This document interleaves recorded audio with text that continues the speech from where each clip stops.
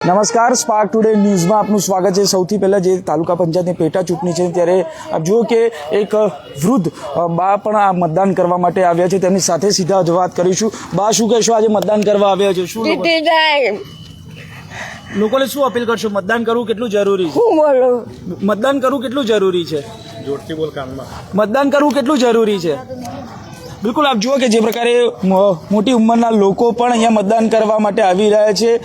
તમામ લોકો ઉત્સાહની સાથે અહીંયા જ્યારે મતદાન કરવા માટે પહોંચ્યા છે। કોયલી બેઠક પર પેટા ચૂંટણી યોજાઈ રહી છે અને ત્યારે આપ જુઓ કે જે પ્રકારે તમામ લોકો ઉત્સાહની સાથે વહેલી સવારથી 7 વાગ્યાથી જ આ મતદાન કરવા માટે આવ્યા છે। જે ચૂંટણી અધિકારીઓ છે તે જે પ્રકારે આયોજન કર્યું છે, જે વૃદ્ધો લોકો છે તેના માટે આ વ્હીલચેરની પણ અહીંયા વ્યવસ્થા કરવામાં આવી છે। એટલે આ પ્રકારે સુંદર જિલ્લા વહીવટી તંત્ર દ્વારા જે પ્રકારે અહીંયા આયોજન કરવામાં આવ્યું છે, ચોક્કસથી કહી શકાય કે તમામ જે મતદારો જે ભાવિ છે તે નક્કી થવાના છે।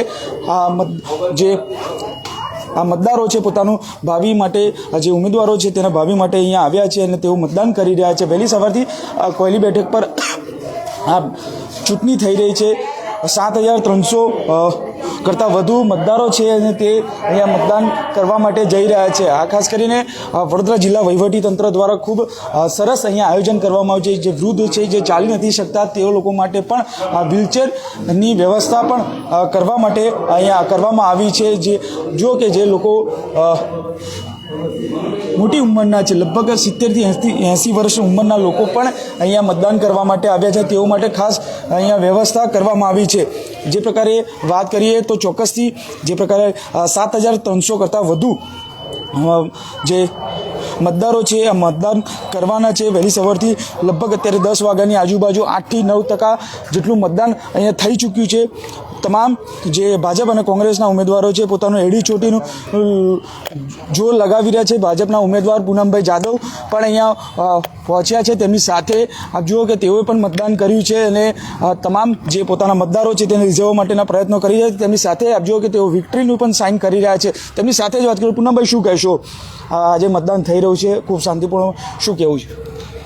કોયલી ગામના સમસ્ત ગામજનો, ભાઈઓ અને બહેનો ઉત્સાહથી જે મતદાન કરી રહ્યા છે। સિઝન પણ ચાલી રહી છે લગ્નની, તો પણ મતદાન પોતાનો અધિકાર છે એટલે મતદાન કરવા માટે ઉત્સાહથી આવી રહ્યા છે અને સંપૂર્ણ ગામ પર વિશ્વાસ છે કે મતદાન વધુ ને વધુ મતદાન થશે કોયલી ગામની અંદર। લાસ્ટ ટાઈમની જો વાત કરીએ તો ભાજપ હારી હતી, કોંગ્રેસના બેઠકે ફાળી। હવે શું મુદ્દાઓ છે, શું લઈને ઉતર્યા છો? હવે કોંગ્રેસ ગઈ વખત હતી, અત્યારે ભારતીય જનતા પાર્ટીએ જે ઉમેદવારી કરવાનો મને મોકો આપ્યો છે તેની અંદર કોયલી ગામના જે વિકાસના પ્રશ્નો છે એને હલ કરવાનો પૂરો સંપૂર્ણ પ્રયત્ન કરીશું। કોયલી ગામના યુવાનો માટે પણ જે બેરોજગારીના છે એના પણ સારી રીતના પ્રયત્નો કરીશું। બની શકે એટલા સંપૂર્ણ ગામના પ્રશ્નો હલ કરીશું। વિકાસના કામો છે, કેવી રીતે આગળ લઈ જશો? વિકાસના કામોની અંદર વાઘોડિયા 136 ના ધારાસભ્ય ધર્મેન્દ્રસિંહજી વાઘેલાજીએ જે કોયલી ગામને લગભગ ઘણા 2 કરોડ જેટલા વિકાસના કામો આપ્યા છે, એ કામો પણ બધા ગામની અંદર દેખાઈ રહ્યા છે અને એ કામો દ્વારા બીજા કોઈ પણ કામો હશે એ કામોને પણ અમે આગળ વધારવાનો પ્રયત્ન કરીશું। કેટલી આશા વ્યક્ત છે જીતની? કારણ કે અત્યાર સુધી 8 થી 9% જેટલું મતદાન થયું છે। આશા મને 100%ની વિશ્વાસ છે કે મતદારો જાગૃત મતદારો છે અમારા કોયલી ગામના, અને શિક્ષિત યુવાનો અને વર્ગ છે અને ધાર્મિક લાગણીવાળો અમારું ગામ કોયલી ગામ છે।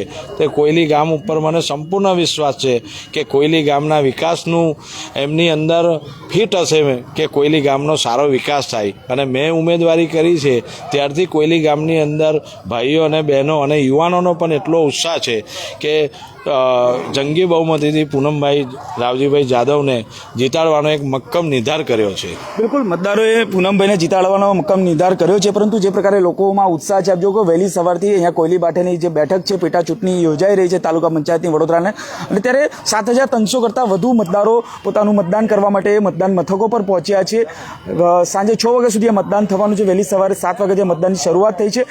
જે આપ જુઓ કે જે પ્રકારે તમામ જે મોટી ઉંમરના લોકો પણ અહીંયા મતદાન કરવા માટે પહોંચી રહ્યા છે ત્યારે ભાજપના ઉમેદવાર પૂનમભાઈ જાદવ છે તે અહીંયા પહોંચ્યા હતા અને તેઓએ પણ જીતની આશા છે તે વ્યક્ત કરી હતી. કેમેરામેન નિહાલની સાથે Surat Solanki, spark today news, Vadodara.